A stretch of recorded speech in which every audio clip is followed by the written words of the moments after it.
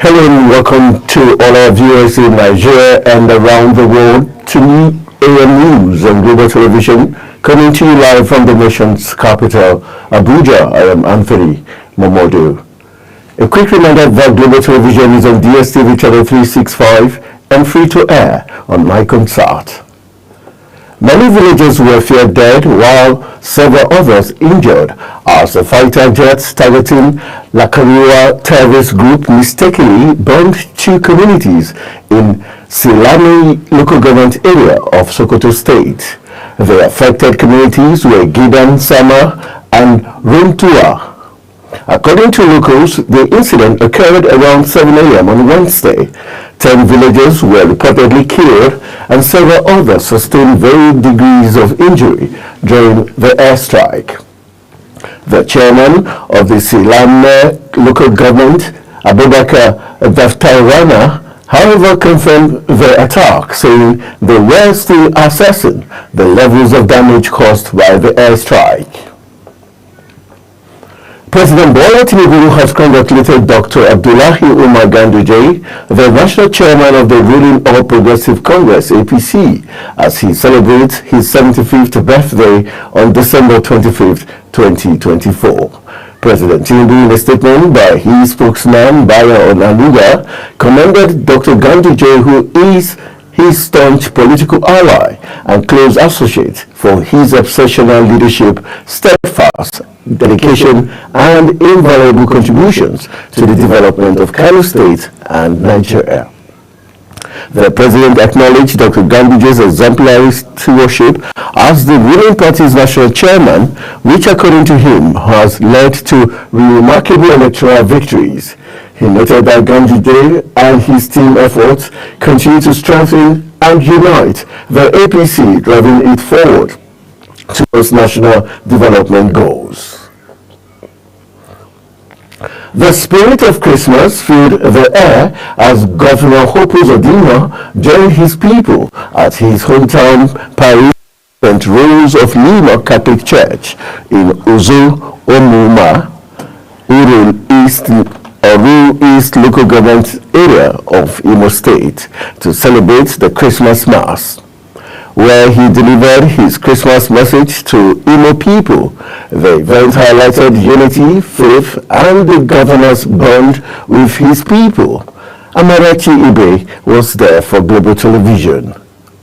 As Governor Hope Uzodinma returned to his hometown to celebrate Christmas with his people, the serene atmosphere of St. Rose of Lima Parish, Ozo Omuma, was filled with hymns and prayers as the congregation came together to mark the birth of Christ. In his homily, Cardinal Peter Obaleke, who presided over the Holy Mass, urged Christians to hold steadfastly to their faith and trust in God, even in challenging times. So, my dear brothers and sisters, as we celebrate today, as we celebrate this Christmas this year, and as we rejoice and share the joy that the word has become flesh and is dwelling among us, let us open our hearts and welcome him and allow him to transform our lives so that we may become instruments of peace, justice, reconciliation, hope, and most importantly, brothers and sisters to one another. In Imo life during the Holy Mass, Governor Uzodinma expressed gratitude to God for the gift of life. He urged the people to embrace the values of love, peace, and unity, which are the essence of the Christmas season. Let us take advantage of the season to show love to our people, which is the reason for the season. As we celebrate this year's Christmas, I urge all Imo people, and indeed Nigerians, to show love to one another, irrespective of your political party, your religious affiliation. Let love lead us this Christmas. Let us shower love on our neighbors. Let us show love to our state. Let us show love to our country. The governor celebrates Christmas with his people. The occasion serves as a reminder of the importance of leadership rooted in compassion and connection to the grassroots. From Ozo Omuma in Oru East of Imo State, Amarachi Ibe reporting for Global TV News. The International Police Interpol has released a wanted list of comprising 14 Nigerians implicated in various offenses, including human trafficking, narcotics, robbery, deception, and fraud. According to a red notice posted on Interpol's official website, the individuals are sought by authorities in different countries for crimes allegedly committed within their jurisdictions. The People's Democratic Party (PDP) in the Southwest has urged the federal government to acknowledge and address the mounting challenges faced by Nigerians, calling for other measures to ease their suffering in a Christmas message released in Ado-Ekiti. The PDP Southwest Publicity Secretary, Sonia Atofarati, conveyed the party's best wishes for joyful celebrations and a prosperous 2025 to the people of the Southwest. Atofarati, reaffirming the party's solidarity with the people during these difficult times, stated that the leading opposition party is committed to amplifying the voice of the people in its quest for a better Nigeria. Meanwhile, commuters in Imo and Abia traveling for Christmas and other private purposes have expressed deep concern over sharp fare hikes by transporters. They also lament the longer travel times and stress caused by the numerous military and police checkpoints positioned close together along various routes in the southeast states.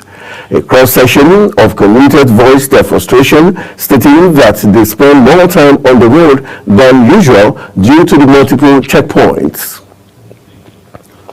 Governor Umar Namadi of Jigawa State announced the passing of his beloved mother, Hajia Maryam Namadi Umar. In a statement released by the governor's chief press secretary, Hamisu Gumar, it was confirmed that Hajia Maryam Namadi Umar passed away in the early hours. Gumar says her passing comes as a profound shock, coinciding with the governor's official trip to China, where he is engaging in efforts to foster economic ties and attract investment to Jigawa State. And moving to Edo State, the Edo State Governor, Senator Monday Okpeholo, has reaffirmed his administration's commitment to prioritizing the training and retraining of public servants to drive efficient, transparent, and impactful service delivery. His chief press secretary, Fred Itwa, disclosed this in a statement released following the swearing-in ceremony of 3 new permanent secretaries at the government house in Benin City.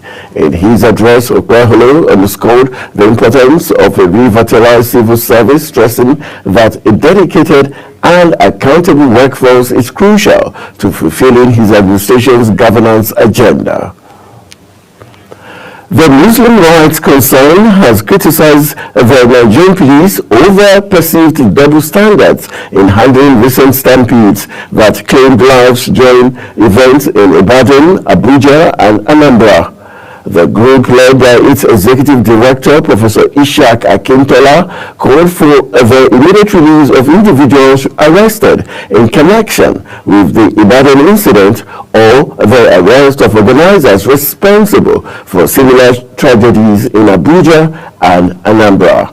Akintola condemned what he described as selective justice, which he said is unacceptable, that only the Ibadan organizers face arrest, while those behind similar events in Abuja and Anambra remain free. Katsina State Police Command has announced the successful foiling of a kidnapping attempt and the rescue of 10 victims. This was disclosed in a statement signed by the command's public relations officer, ASP Abubakar Sadiq. According to the statement, some suspected armed bandits wielding dangerous weapons and shooting sporadically attacked a commercial vehicle at the Kwanan Makana along the Katsina Magana Jibia Road in Jibia local government area in an attempt to kidnap 10 occupants of the vehicle on December 24, 2024. And still in the news, the national chairman of the ruling All Progressive Congress, Dr. Abdullahi Ganduje, has appealed to Nigerians to remain patient with President Bola Tinubu's administration, assuring them that the country's economy will stabilize by next Christmas. In a Christmas message issued by his chief press secretary, Edwin Olufu, Ganduje expressed optimism about the nation's economic recovery, acknowledging the discomfort caused by the bold economic reforms undertaken by the government, but assured citizens that the results were already becoming visible. Ganduje also highlighted the government's progress in enhancing security, noting significant reductions in banditry and kidnapping across the country.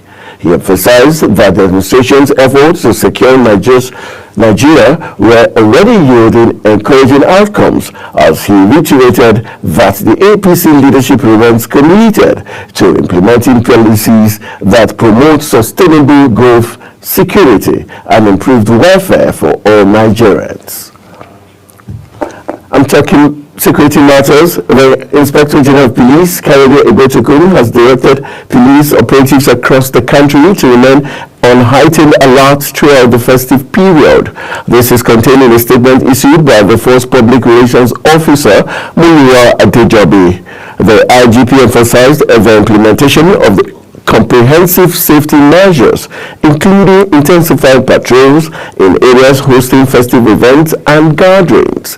He also urged citizens to remain vigilant and adopt safety precautions during the celebrations, just as he extended warm greetings to Nigerians on behalf of the entire Nigerian police force, wishing citizens a safe, joyous, and memorable festive season.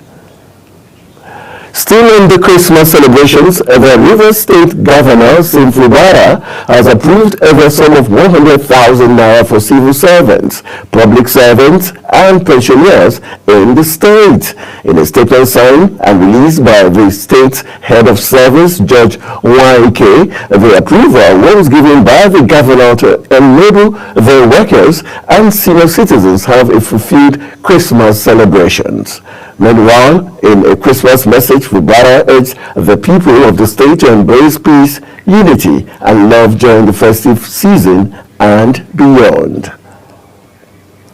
Also, in Anambra State, a joint security operation led by the Nigerian Police Force has successfully dismantled a criminal camp located in Nimo in Njikoka local government area in Anambra State.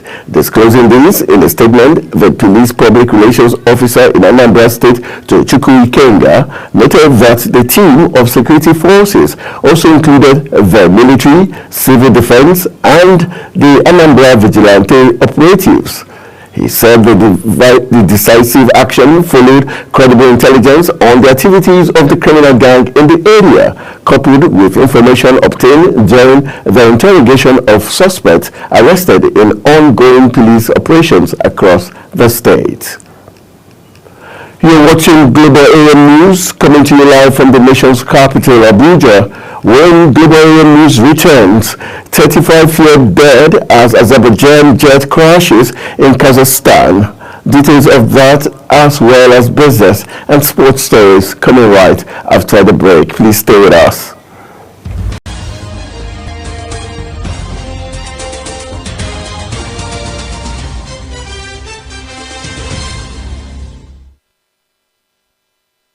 Welcome back from the break in business. Senate leader Opeyemi Bamidele has emphasized the importance of tax reforms as part of a broader legislative agenda aimed at economic restoration and national development.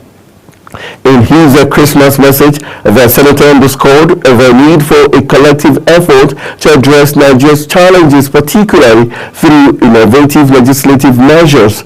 Drawing from the teachings of Christ, Senator Bamidele called for reflection and compassion during the season, urging Nigerians to embrace hope and contribute to the nation's growth. He reiterated the commitment of the 10th National Assembly to enact laws that create an enabling environment for businesses, attract investment, and alleviate the economic burden on citizens. The Central Bank of Nigeria (CBN) has announced the launch of an externally hosted whistleblowing platform set to go live on January 1st, 2025. This initiative aligns with the Apex Bank's commitment to fostering a culture of integrity, transparency, and operational excellence within its ranks and across the Nigerian financial system. In a later CBN update document for December 2024, it was noted that the platform represents a significant step towards creating a safe environment for employees, vendors, consultants, executives, and other stakeholders to report instances of personal and professional misconduct, unethical behavior, or violations of the law. The bank emphasized that the platform has been designed to ensure individuals can make reports without fear of retaliation. The Nigerian National Petroleum Company Limited (NNPCL) has introduced the Production Monitoring Command Center (PMCC) as a transformative step in hydrocarbon operations to boost production. The initiative, driven by NNPC Upstream Investment Management Services, builds on the success of the Command and Control Center to enhance monitoring, operational efficiency, and production. The Chief Corporate Communications Officer of the company, Olufemi Sonere, in a statement said the PMCC aligned with President Bola Tinubu's policy to increasing efficiency and boost production in the industry. He added that the PMCC promotes collaboration among stakeholders by providing a secure platform for data sharing and communication, fostering effective problem-solving and continuous improvement across the sector. Data obtained from the latest report of the National Oil Spill Detection and Response Agency (NOSDRA) has revealed that Nigeria suffered electricity losses estimated as 26,200 gigawatts per hour, which can power 7.5 million homes due to gas flaring by oil companies in the first 11 months of the year 2024. This, according to the report, represents 8.4% increase when compared to 24,000 gigawatts per hour lost in corresponding period of 2023. This came at the backdrop of system collapse, which also rose to 75% to 12 times from 3 in the corresponding period of 2023. The agency puts the monetary value of the 262.1 million standard cubic feet flared gas during the period at $917.3 million, noting that the defaulting companies, including the international oil companies, which were liable to fines amounting to $524.2 million. And moving to the foreign scene, an Azerbaijan airline passenger jet crashed on Wednesday in western Kazakhstan with 35 people feared dead, officials said. Azerbaijani authorities confirmed that 32 people survived the crash over the M-Barrier 190 near the city of Aktau, an oil and gas hub in the eastern shore of the Caspian Sea. Azerbaijan Airlines reported that 67 people were on board, 62 passengers and 5 crew members, and it is feared that 35 may have perished in the crash. The plane was flying from the Azerbaijani capital Baku on the western shore of the Caspian to the city of Grozny in Chechnya, southern Russia. Yemen's Houthi rebels have said that they had fired a ballistic missile at the central Israel, with Israeli forces saying they intercepted the attack. Iran-backed Houthis said the missile was aimed at Tel Aviv area. The Israelis reported it was shot down before it entered Israeli territory. Houthi military statement says the Yemen armed forces targeted a military target of the Israeli enemy in the occupied area of Rafah using a hypersonic ballistic missile. The Houthis have repeatedly launched missiles at Israel in solidarity with the Palestinians since the war in Gaza began more than a year ago. As millions of Ukrainians celebrate Christmas Day, Russia launched a major missile and drone attack on the country's energy infrastructure. Ukrainian President Volodymyr Zelensky says Russia made a conscious choice to launch attacks at Christmas. Ukraine's Air Force says it detected 184 missiles and drones. Many were shot down or missed their target. Russia confirms what it calls the massive attack, saying the goal was achieved. And in sports, Man City have been handed a boost as they look to bring Bayer Leverkusen star Florian Wirtz to the Etihad next summer.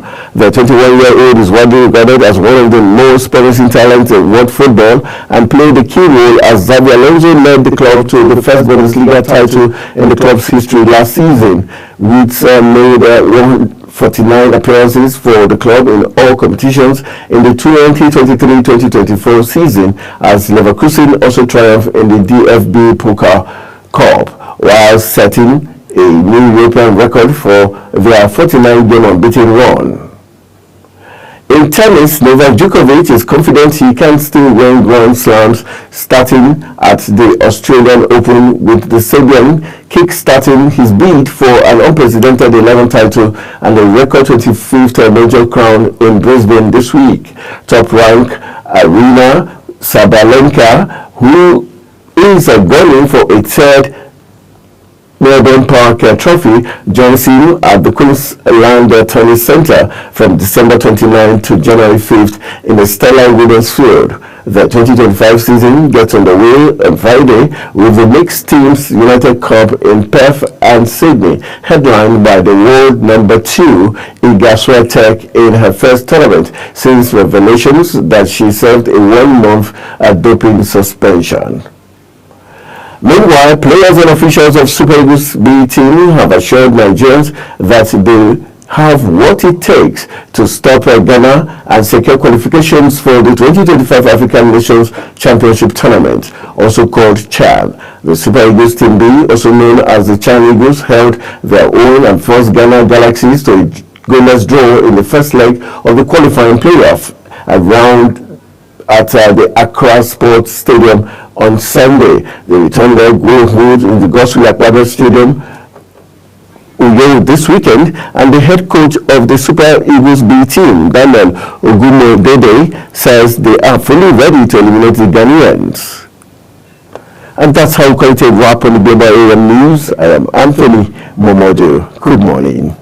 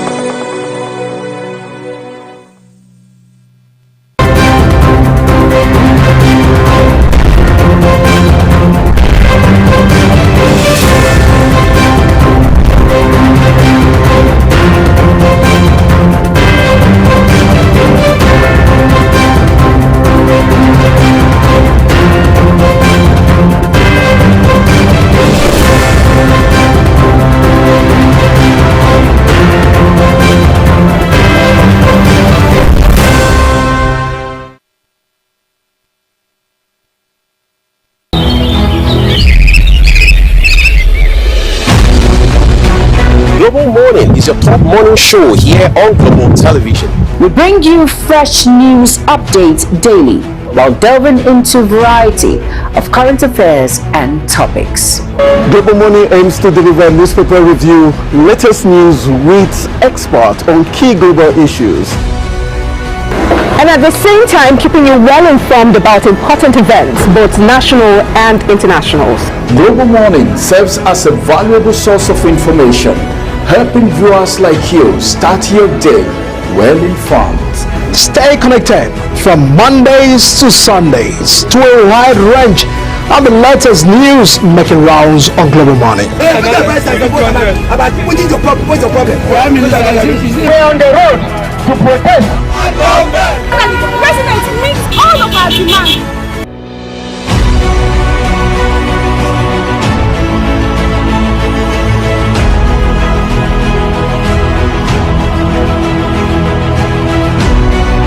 This is Global Morning.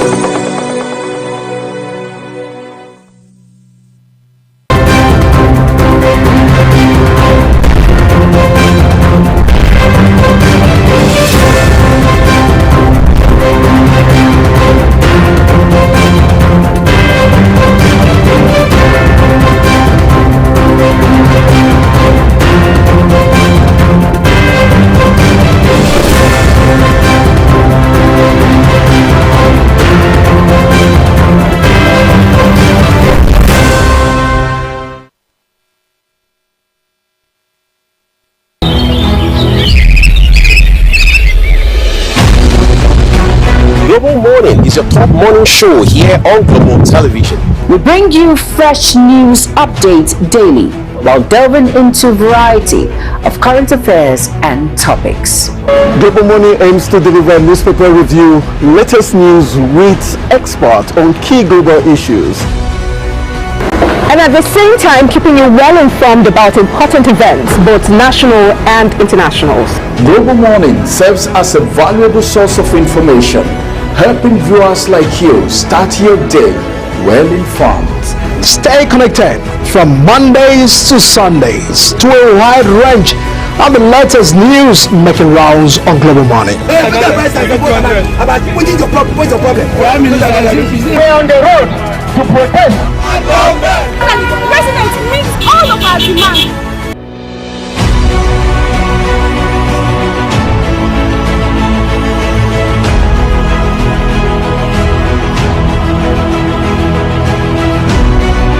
This is Global Morning.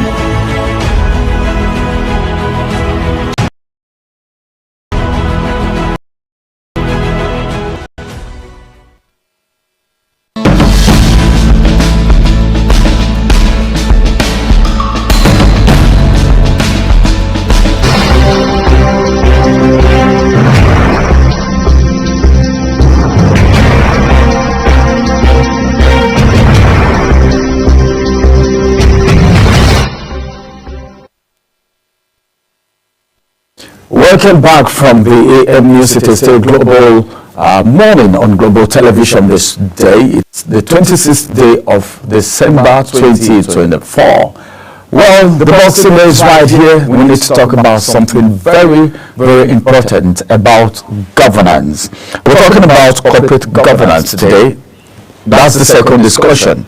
And my guest is going to be joining me because we really want to look at CBN's whistleblowers policy. We just want to look at it. All right, that's what we want to look at. Because we've heard about whistleblowing. Whistleblowing is not a new thing in Nigeria anymore because we've had issues in the past where individuals voluntarily became whistleblowers. Then at a point in time, there was an agreement or a policy per se that whistleblowers should be compensated so that that can actually checkmate the activities of people who do financial misappropriations, people who indulge in some form of corruption. Because, as a matter of fact, one of the things that have actually bedeviled the society, bedeviled Nigeria as a country, is corruption. Talk about corruption anywhere as it is fair. All right, in Nigeria, you will be shocked that the least person you ever think of is having corrupt tendencies. And why do this happen? You will be forced to think of what things. As a matter of fact, that's why I want to look at it this morning: corporate governance, and of course CBN's policy of whistleblower, which is supposed to take off January 1st. According to the information coming right here, though I have my guest join me. I have my guest join me on the program. He's joining via Zoom. Ojo will be joining me. He is, of course, a development consultant and author and a public affairs analyst. He's going to be joining me on the conversation as we look at CBN whistleblowers policy in focus. Let's just do a dissect of it to an extent. Let's get to know, is it really important? Is this what Nigerians need? How far will that go to checkmate financial misappropriation? Most of the corruption cases that we have in Nigeria, apart from those ones that actually take money outside the country to launder or do whatever they want to do or however they do it, a lot of these monies that we're talking about go through the bank. All right, and if CBN is coming out with this, who will be the whistleblower? Is it the bankers? Is it Nigerians? What will be in for them?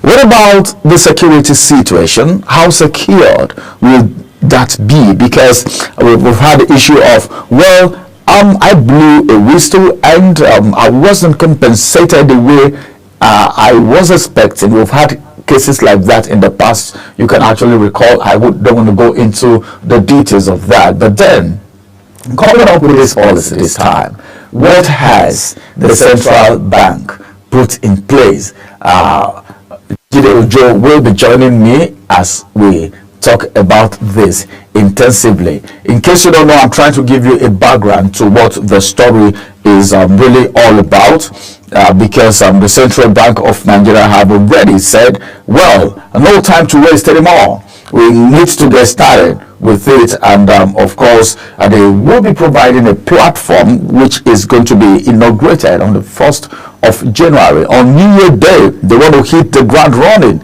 just like some persons would also want to make their New Year resolutions and start following their plans back to back. The Central Bank of Nigeria, of course, has announced the launch of an externally hosted whistleblowing platform set to go live on January 1st, 2025, so that whistleblowers can actually take advantage of that. The initiative aligns with the Apex Bank's commitment to fostering a culture of integrity, transparency, and operational excellence within its ranks and across the Nigerian financial system.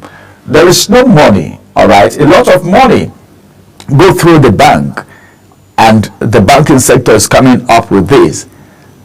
It's not all about the launching of the platform, but then the sustainability and how it's actually going to be carried out, how these people will be handled, and all of that. And I will have my guest join me. It's good to have you on the program this morning, Jide Ojo. Thank you for joining us.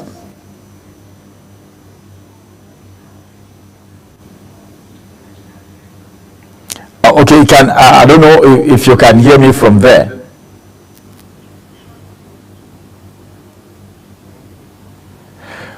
All right. The issue of whistleblowing, how important is it? Will it really hold water?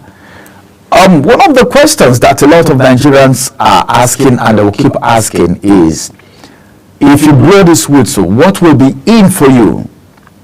What if a person gets to know? How secret will that be?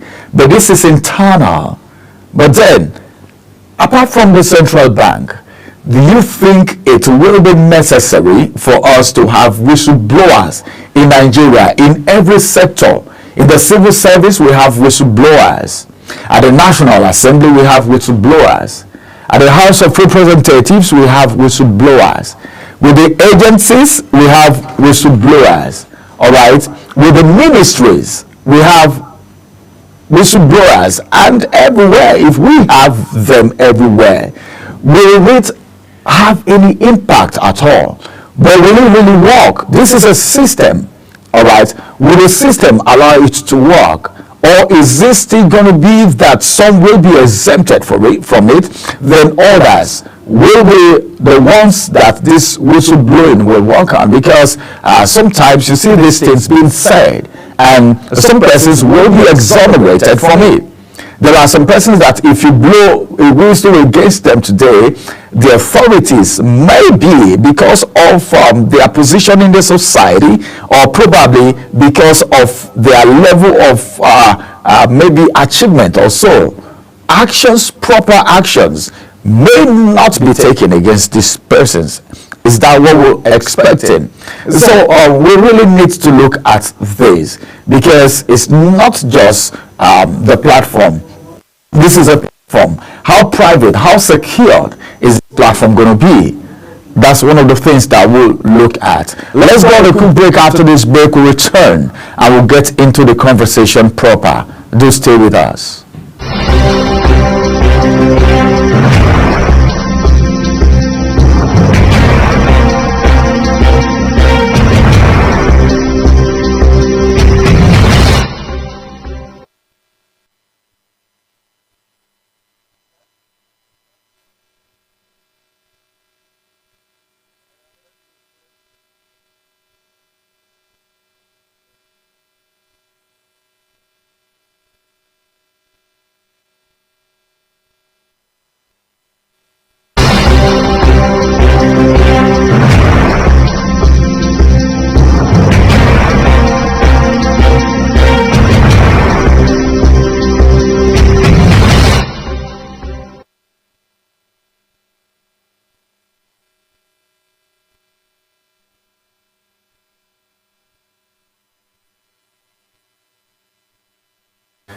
Welcome back. Still, the conversation is still on. I have my guests already joined me on the program today as we look at the discussion proper. I said on return, we're going to go into the discussion proper. Corporate governance, CBN whistle blowers policy in focus. That's what we want to look at this morning.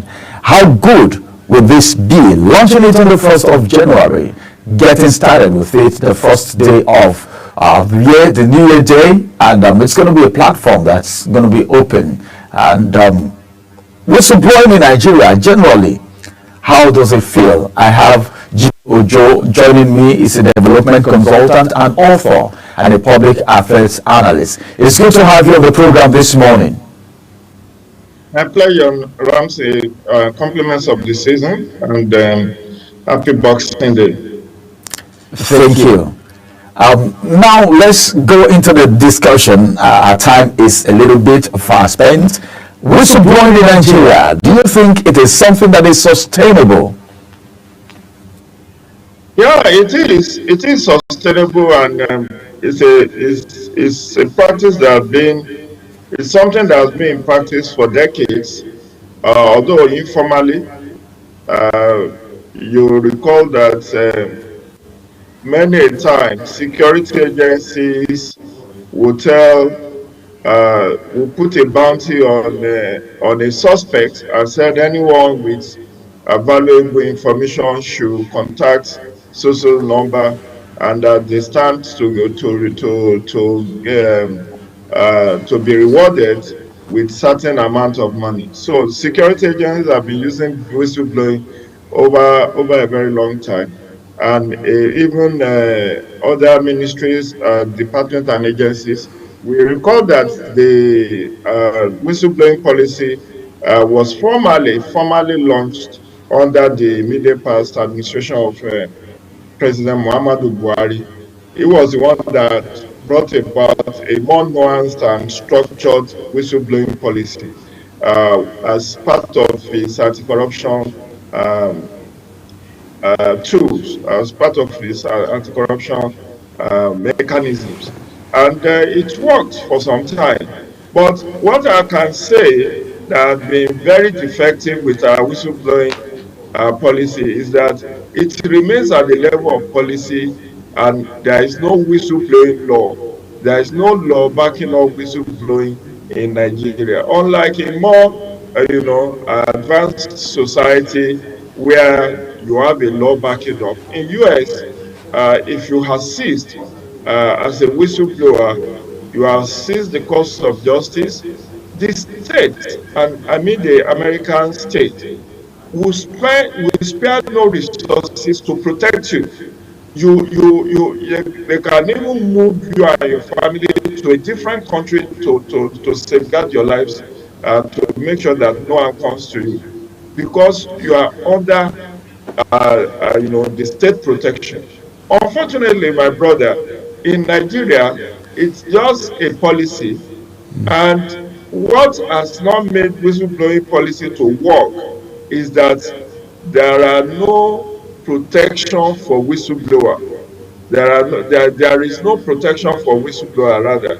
So you can blow whistle, you can tell security agencies about suspects in your neighborhood, and that police could even be the one to snitch on you and tell the suspect that you are the one that came to lodge complaint, or you are the one that came to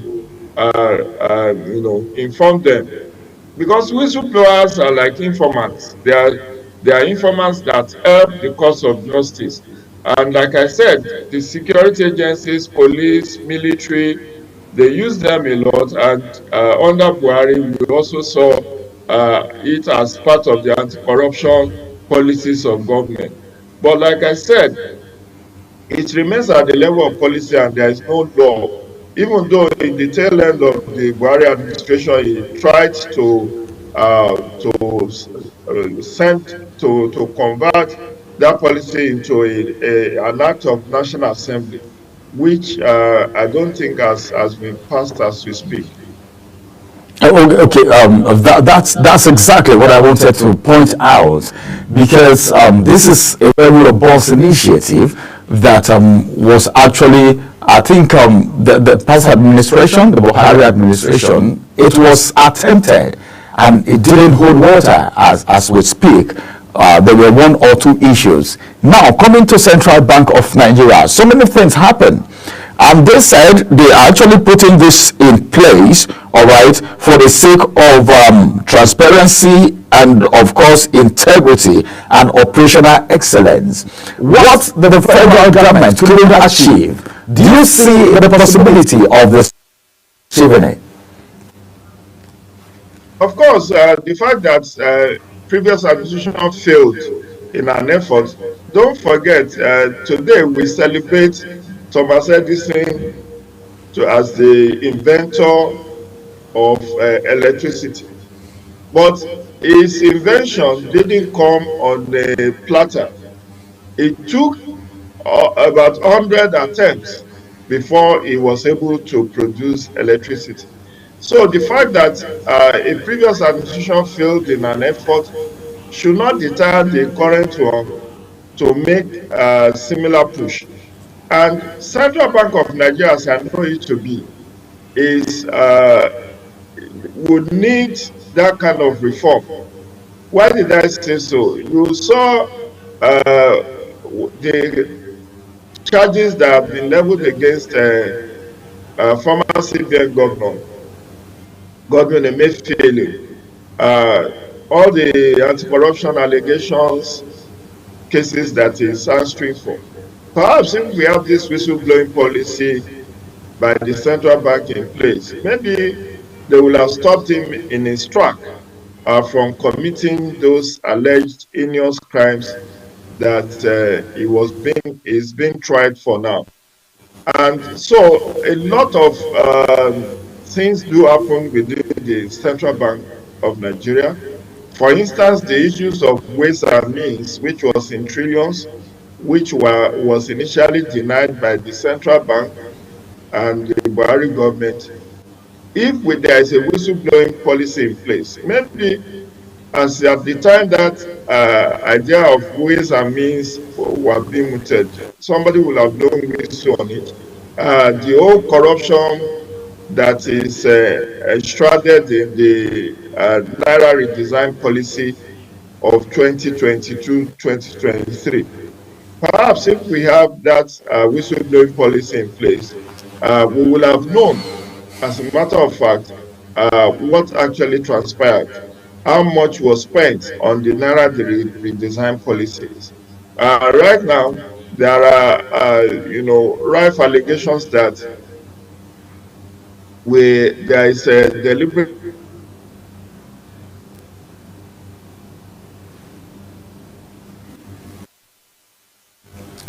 It's like the disconnect there. Okay. We're talking about corporate governance, and we're looking at the Central Bank of Nigeria whistleblowing policy that's first day of January, and I have my guest join me on the program today, Jide Ojo. He's a development consultant, an author, and a public affairs analyst, and he's talking about what is happening in the central bank and the position of the central bank. Can you hear me? Yes, I can hear you. Sorry for that interruption. What I was trying to say is that many things that have gone wrong with the Central Bank of Nigeria, particularly in the recent past, all the shenanigans about corruptions, about monetary fiscal policies, about some of the decisions. If there is a whistleblowing policy in place, maybe the public will have been saved of all the corruption allegations that is now flying all over the place by the high mighty within that space. So we should commend the Central Bank of Nigeria, the current governor, Yemi Cardoso, for initiating this policy. But like I said, whatever whistleblowing policy you put in place, if it does not protect the whistleblower, it's going to be dead on arrival, because not everybody has the grace to stick out his neck on a chopping board. And if you blow whistle, there could be backlash and consequences, unpleasant consequences to yourself and to your family. I recall that maybe it was December last year that one Central Bank of Nigeria staff was murdered in cold blood, in broad daylight, somewhere along One Man Village towards Massacre. You know, the guy went shopping and the assassins got him. Only God knows what was his offense that made him to be trailed to that shopping complex and being gunned down. So, Central Bank of Nigeria must make sure that this whistleblowing policy is not just on rhetoric, but that there is a protection for whistleblower. I know that many agencies will say, if you have issues with our services or goods, please, there are suggestion box. You can write anonymously to us. You can give us anonymous call. You can do this. But most importantly for me is protection of the whistleblower, so that it does not lead to backlash on the whistleblower and his family.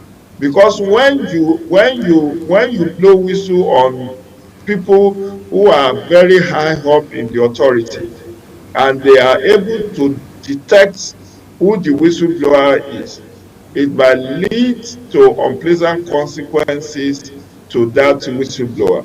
So what I'm saying invariably is that this whistleblower policy of Central Bank must have a protection clause for whistleblower, such that the identity of whoever is the whistleblower will be protected, and that even if it is eventually unraveled, that the Central Bank of Nigeria will be able to offer solid protection to whoever the whistleblower is. No, right. We're talking about corporate governance here. Now, let's look at it holistically. Now, we've established the fact that whistleblowing is necessary and it happens in other climes too. When we talk about whistleblowing, there is one thing we mustn't forget. This is whistleblowing. This is something that is being done at the background, not in the open.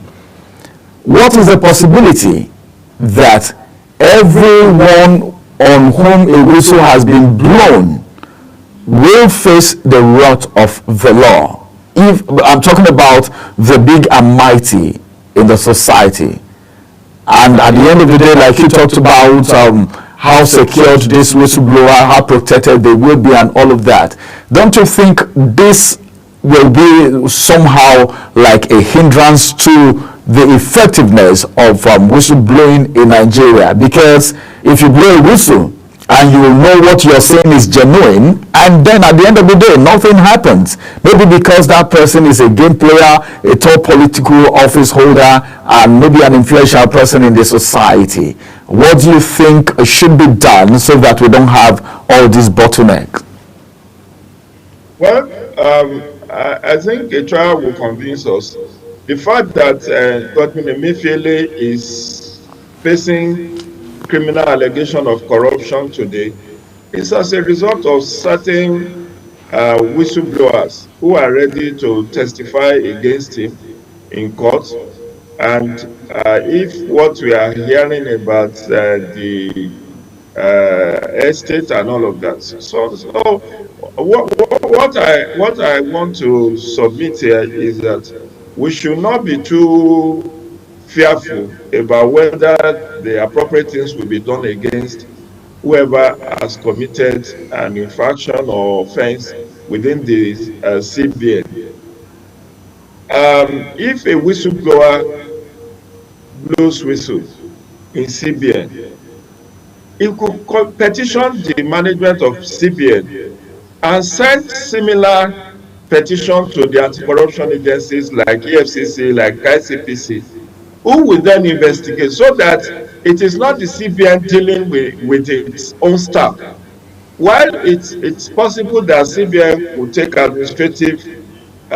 make administrative inquiries about whoever whistle has been blown against in terms of ethical issues, professional misconduct, and all of that. The issue can be escalated to anti-corruption agencies or even other relevant agencies to investigate. It could be the police that will be brought in. It could be the anti-corruption agencies like Code of Conduct Bureau, like ICPC, like EFCC, or any other. So we should not be too fearful that, oh, if a whistleblower performs his duty, is going to be swept under the carpet. We have seen politically exposed persons going to jail, even though there may not be very many examples of that, but it still doesn't negate the fact that we have seen former governors, we have seen former people who are high and mighty, ministers, head of agencies, who are today serving jail terms. So to that extent, this whistleblowing policy of central bank will ensure and strengthen its corporate governance structure, will also increase efficiency and effectiveness of the central bank, and make sure that everyone, including the governor of central bank, is put on their toes, because you know that there is now a whistleblowing policy which could affect anyone, whether it's the governor, deputy governor, or senior and junior staff within the organization.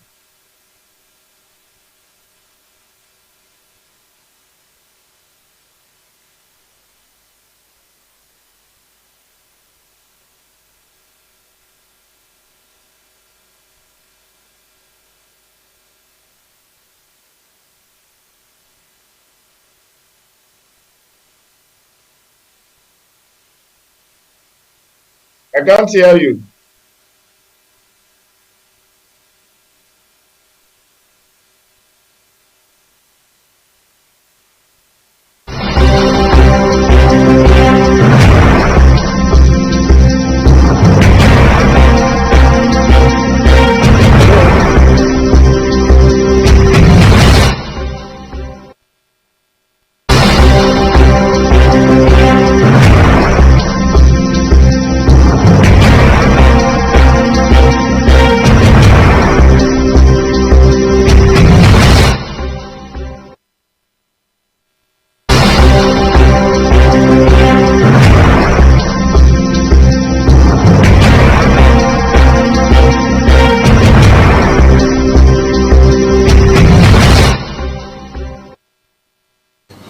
Thank you very much for staying with us, Jide Ojo. He's a development consultant, an author, and of course, he is also a public affairs analyst. And we're talking about corporate governance, looking at CBN's whistleblower policy in focus.